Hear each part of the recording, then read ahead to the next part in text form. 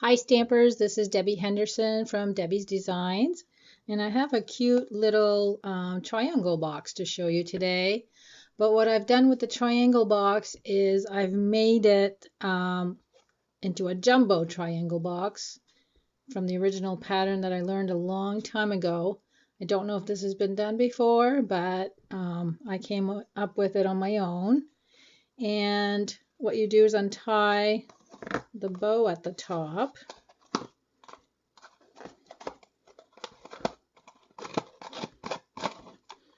and it opens up into a box that you can put goodies in, and then you just fold it back up, insert these back into the holes, and tie it off and give it away. So let me show you how to do one of these. For supplies today, we're going to be using Coastal Cabana ink, Crumb Cake ink, and Blackberry Bliss ink.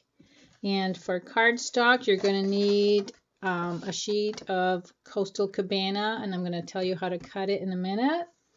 You're also going to need 2 pieces of Whisper White measuring 5 inches by 5 inches. And I'm going to have a pattern that I will be loading on my blog, so I'll give you the address at the end of my video so you can actually have the pattern to go by. You're also going to be using our decorative masks, and those come in 2 packages. The first package has the stars and the hearts. Let me move this so you can see it. And we're going to be using the heart for today. And the second pack has the polka dots, which we'll be using today, and also the stripes.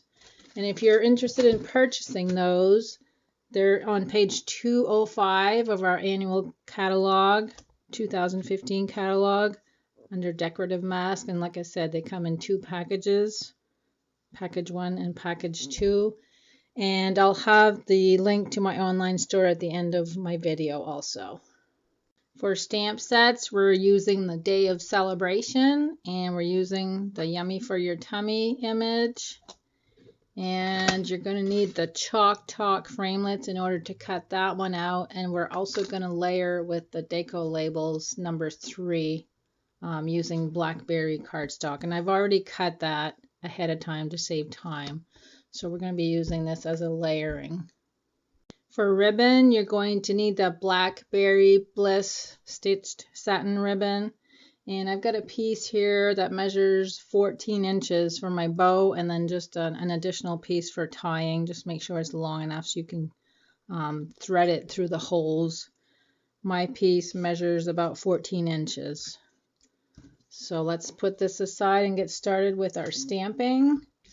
You're going to need a scrap piece of Whisper White, and we're going to dig out the Blackberry Bliss. And I don't know if you noticed on my box, I actually stamped the image twice. The Blackberry Bliss is the base, and then I hand cut the banner from a Coastal Cabana one that I stamped and layered that with just flat on my panel. So the first one we're going to stamp is the Blackberry Bliss. And I'm actually stamping the darker one on purpose to show you what happens when you do that. I'm going to dig out my Coastal Cabana. I did clean my stamp, and I'm going to stamp this image, and look how dark the Coastal Cabana came out, even though I cleaned my stamp. So what I normally do in that case is clean my stamp again, and I bring in a piece of scrap paper, and I just pounce on it until the red residue is gone. And as you can see, it's now gone, so I'm safe to ink my stamp up with a lighter color. So now I'm going to ink up my stamp.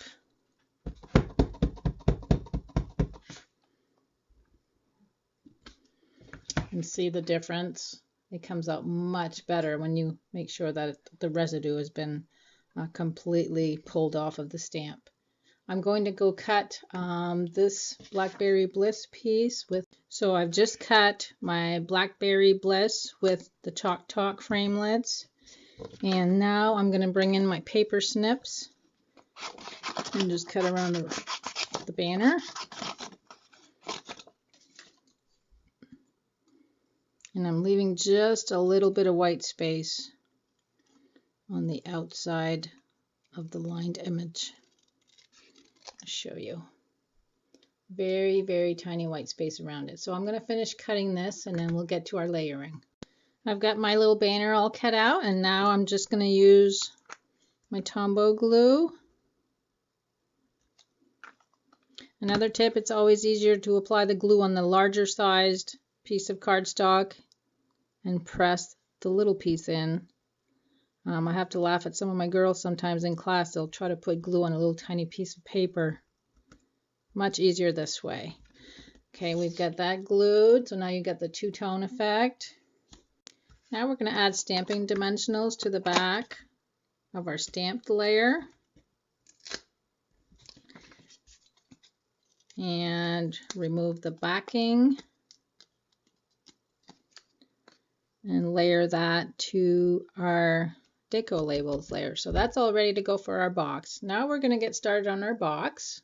I'm going to bring in my paper cutter, and we're now going to cut our cardstock piece, our Coastal Cabana piece, at 10 inches long by 5 inches wide. And you don't need these two pieces, so we'll put those aside. Now you're going to turn your cardstock the long way, the 10-inch way, and you're going to place on the 5-inch mark, and you're going to score. And if you'll notice on my scoring and cutting blades, I actually wrote with a permanent marker so I don't use the wrong one. So we're going to use the scoring blade and just score that. Put the cutter aside for a minute. So I'm going to fold that over just so we can see it. Now you're going to take a pencil and a ruler, and on each end you're going to add just a little tick mark. So this is 5 inches long, and at 2.5 inch I'm just going to add a little dot there on the end. And I'm going to do the same thing on the other side. So 2.5. That's the only measuring you need to do. Now you're going to bring in your paper cutter, and again we're going to be using the scoring tool. You're going to line up the dot on the cutting track, and you're also going to line up, let me move this over a little bit, you're going to line up the dot and your score line that you scored in the center, and you're going to score that. And it may be easier to, I forgot about this part, to actually add a tick mark on both sides of your cardstock, because it's a little easier to flip it over and you might not see the score line perfectly that you just created. So now we've done this first side. I'm going to flip it over and do the second side. Again, lining up your dot and your score line on the track. So when you fold this over, it creates your triangle. So we're going to do that on the other side also.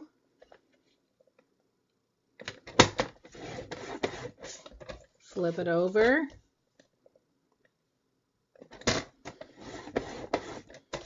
Now I'm going to bring in my eraser tool and just remove the pencil marks, because yes, this is not just for adhesive, it also removes pencil lines.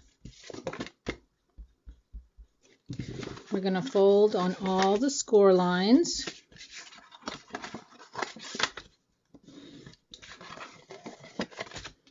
So again, when you fold all three of these over, there's your triangle.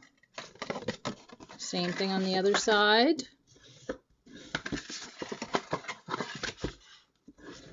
So you should have 5 score lines that you need to fold over. Now we're going to use a 1/4 inch handheld punch, and I just fold these over so they're even on the edge, and I'm just going to go in and pierce a hole. And flip it over and do the same thing on the other side.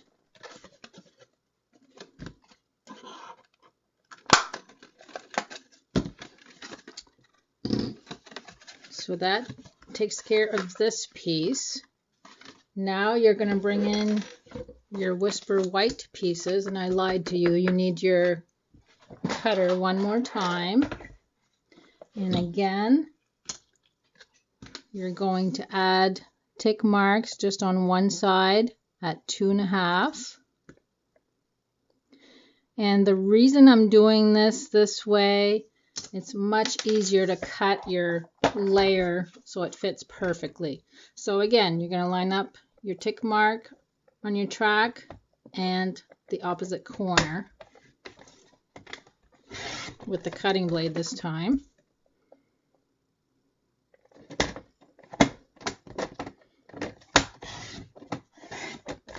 So there's one triangle.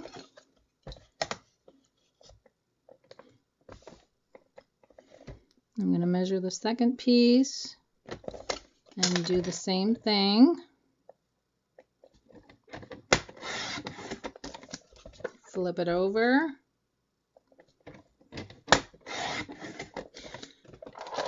Now you can put your cutting tool away. If you'll notice, this is the exact same size as the pattern we just cut, and we want this for layering purposes. I lied again. We are now going to cut off a 1/2 inch. So if you bring your paper cutter over, I have a 1/2 inch on this side of my cutting blade, cutting track. So I'm going to line that up, and I actually am doing both layers in one swoop. So I have removed a 1/2 inch, and now it layers perfectly all the way around. So now let's get going on our stenciling. So I'm going to remove my box, bring in a scrap piece of paper. You guys probably wonder why I don't stamp on this. It's because I have it laminated. It would make a mess. I'm going to use the circle one first, and I'm just going to kind of position it so that it's not going in a straight line. And we're going to bring in our crumb cake ink and our sponge dauber. And I do have a sponge dauber for each color, as I do label them, and I never clean these. I keep one for each color and just grab it when I need it. So all you're going to do is tap in your ink pad and just sponge the color on. And these sponge daubers are actually the exact same size as the circle, so you could always go this way, but I like rubbing it in. It's pretty fast. So there's my first one. Isn't that cute? And let's finish up the crumb cake by doing the second one. Make sure you have a finger laying on your cardstock piece too, so it doesn't move on you. Ask me how I know that. Experience, talking. If I give you a tip like that, it's because I usually messed up along the way somewhere. Okay, that's number 2, and all you need to do to clean this off is use a wipe, and the ink wipes off, and I usually just let it sit to dry off. So now we're going to bring in the Coastal Cabana ink and the dauber. And with the hearts, it's a little different because you have just a few at the top, and as you gradually work your way down, there's bunches of them there. And what I did is kind of positioned it so that I get a little bit of all of it. So I have more on the bottom than I do on the top.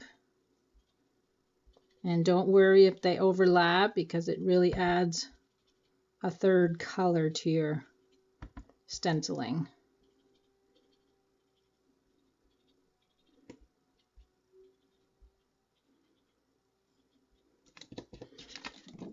And I'll remove remove that. Look how cute that is. And very simple. Let's do our second one. And it's up to you if you want to do both pieces or not, because one is going to be the back of your box, but I always like to decorate the front and the back. Okay, we've got this one all done, so I'm just going to wipe this clean again and set it aside. And now we're just going to glue our layers. So bring this in and add glue to the back of my little triangle.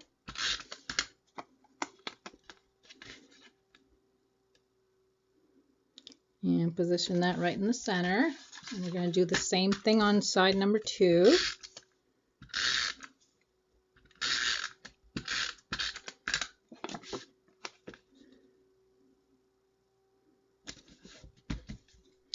And then we're going to bring in our stamped layer. And the way I have it sitting on the box, it sticks out a little bit on the edges, so make sure you don't put glue all the way to the edge if you're doing the same exact box. I kind of just added a bunch of it in the middle.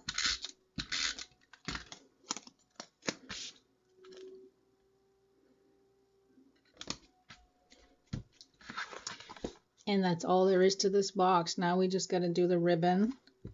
And if you'll notice on my box, I have a double bow. And I know some of you are going to ask how I do these so easily. My husband actually makes bow makers, and I have them on my blog. And I have a little cheat sheet here that shows me how long my ribbon needs to be. So I have the double, which is 14 inches. I'm going to wrap that around my dowels, wrap again, but bring it in towards the center. Okay, so I'll do that for you again. Wrap it around, cross, go to the back, bring it down the middle, cross. You can see my cross there. Bring one to the back. And there's your bow. Quick and simple. Just slide it off. And look how pretty that comes out. We've sold a ton of these ribbon makers. And like I said, I'll add the link at the end of my video. So now I'm just going to use my scissors to trim the ends. And I'm going to bring in my glue dots. And my way of gluing my bows, I add one glue dot to the knot, and then I flip it over and add just 2 little dots of the liquid glue, because with age, it doesn't matter what company you buy your glue dots from, the glue dots do dry up and your bow does fall off eventually. So the glue dot actually helps me to position where I want it, and then the liquid glue will dry, and then that'll become permanent. So there's my quick bow. So all we have left to do now is to close this up. And if you cut your ribbon at an angle, it'll be easier to thread it through. So pull that through. And on your other side, you're going to have to do one hole at a time. Pull that one through.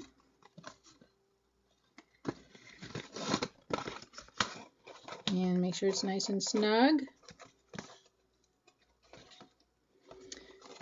And you can't use the ribbon bow maker to tie this one. You're going to do this one by hand. And when I tie my bows, I usually make large loops, and then I pull them in to make them smaller and tighten.